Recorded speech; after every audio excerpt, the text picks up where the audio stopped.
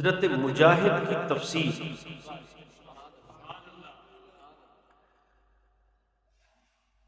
یہ وہ شخصیت ہیں کہ رسول خدا ان کے دادا استاد ہیں۔ آپ نے تفسیر قرآن حبر الامہ حضرت عبداللہ ابن عباس سے پڑھی، اور عبداللہ ابن عباس وہ شخصیت ہیں جنہیں تفسیر براہ راست میرے مصطفیٰ نے پڑھائی بھی اور حبر الامہ کی سند بھی جاری کروائی۔ سرکار کی امت کے پہلے مفسر ہونے کا اعزاز بھی جناب عبداللہ ابن عباس کے پاس۔ تو لفظ الکوثر کی وضاحت کرتے ہوئے حضرت مجاہد رضی اللہ تعالی عنہ جو عظیم الشان تابعی ہیں، جن کے متعلق میں نے عرض کیا تھا کہ علامہ ابن تیمیہ جن کو وہابیہ اپنا امام مانتے ہیں، دیوبندی ہوں یا اہل حدیث ہوں، علامہ ابن تیمیہ کو اپنا امام مانتے ہیں۔ تو علامہ ابن تیمیہ کے شاگرد ہیں ابن قیم۔ وہ ابن قیم فرماتے ہیں اور حافظ عماد الدین ابن کثیر کے کلاس فیلو۔ ابن تیمیہ کے دو شاگرد ہیں، ایک علامہ ابن قیم اور ایک تفسیر ابن کثیر والے حافظ عماد الدین ابن کثیر، یہ دو شاگرد ہیں۔ ان میں سے ابن قیم فرماتے ہیں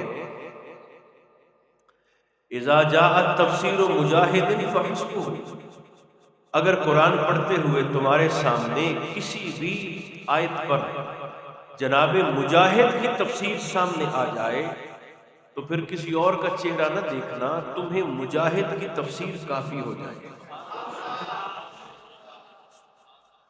چونکہ یہ براہ راست شاگرد ہیں حبر الامہ کے، اور انہوں نے براہ راست تفسیر کا علم حاصل کیا جناب رسول خدا سے۔ وہ حضرت مجاہد الکوثر کی وضاحت کرتے ہوئے فرماتے ہیں، الکوثر کا معنی ہے الخیر کلہ، یہاں تک مضمون آپ کے ذہن میں ہے، الخیر کلہ یعنی انا اعطیناک الکوثر فرما کے اللہ نے کل خیر، صرف خیر نہیں، کل خیر اپنے محبوب کو عطا فرمایا۔ اب جو شے خیر ہے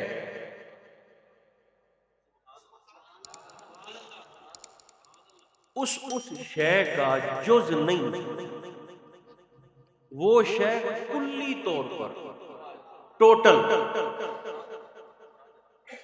اس کا مرکز ذات مصطفیٰ۔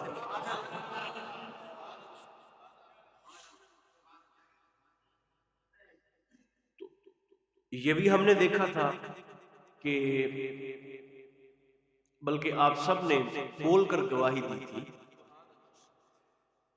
جب میں نے آپ کی خدمت میں یہ سوال کیا کہ با اختیار ہونا خیر ہے یا محتاج ہونا خیر ہے، تو آپ سب نے فرمایا تھا کہ با اختیار ہونا خیر ہے۔ تو پھر ہم نے یہ دیکھا کہ اگر با اختیار ہونا خیر ہے تو اللہ نے خیر کل حضور کو دی ہے، تو یہ معنی نہیں ہوگا کہ اللہ نے حضور کو صرف اختیار دیا ہے، نہ، جب کل خیر دے دی تو پھر ماننا پڑے گا کہ اللہ نے محبوب کو مختار کل بنایا ہے۔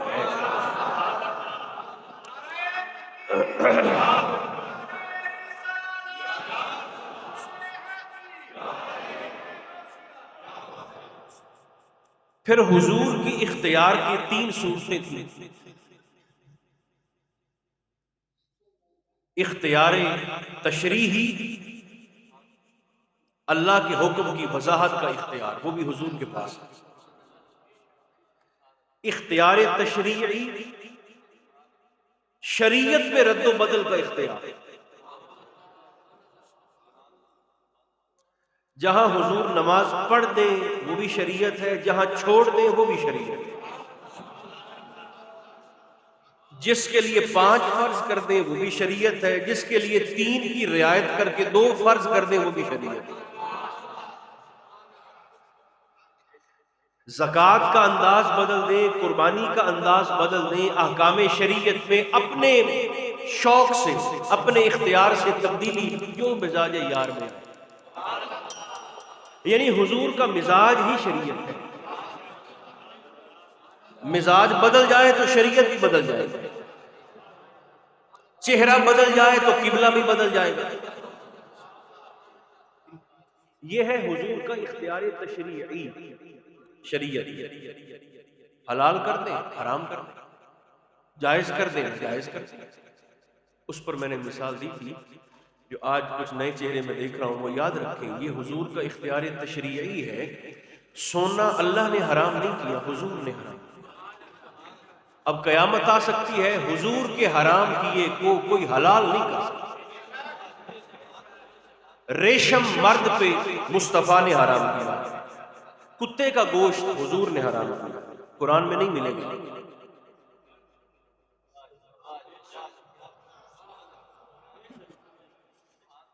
نماز کی رکعتیں آپ کو قرآن میں نہیں ملیں گی، نماز کے اوقات آپ کو قرآن میں نہیں ملیں گے، نمازوں کی تعداد آپ کو قرآن میں نہیں ملے گی۔ جانا حضور کی چوکھٹ کی، تو یہ حضور کا اختیار تشریعی، اس پر بھی میں نے تفصیل سے بات کی تھی۔ تیسرا اختیار تھا اختیار تکوینی، جو پہلے دونوں سے بڑا ہے۔